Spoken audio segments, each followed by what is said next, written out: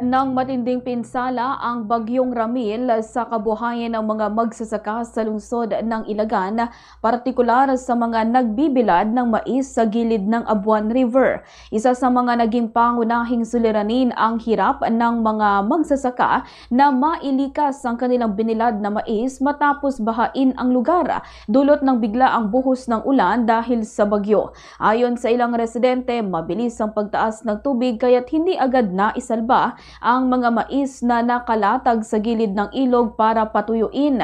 Ang ilan ay gumamit pa ng bangka upang isalba ang natitirang tuyong mais, ngunit marami ang nabasa at nasira. Sa panayam ng Bombo Radyo Kawayan kay Geraldine Gangan, ang head ng City Disasters Reduction and Management Office ng Ilagan, maraming magsasaka ang naapektuhan ng bagyong Ramil.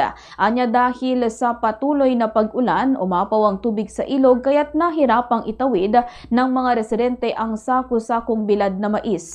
Dagdag pa ni Gangan, nakahanda ang lokal na pamahalaan at agad na nagpatupad ng mga safety measures noong kasagsagan ng masamang panahon upang maiwasan ang mas malalang epekto. Inahayag din niya na umabot sa critical level ang tubig sa Abuan River dahilan upang pansamantalang ipatigil ang lahat ng water activities sa lugar bilang pag-iingat. Samantala, ilang kalsada at tulay rin ang pansamantalang hindi nadaanan sa mga oras ng pagbaha. Kabilang dito ang Cabecera 8 Overflow Bridge sa Santa Maria, Bacolod Overflow Bridge at ang kalsadang nag-uugnay sa Barangay Bagumbayan at Bacolod sa Circumferential Road. Nagpaalala naman ang City RRMO sa publiko na manatiling mapagmatsyag sa pabago-bagong lagay ng panahon.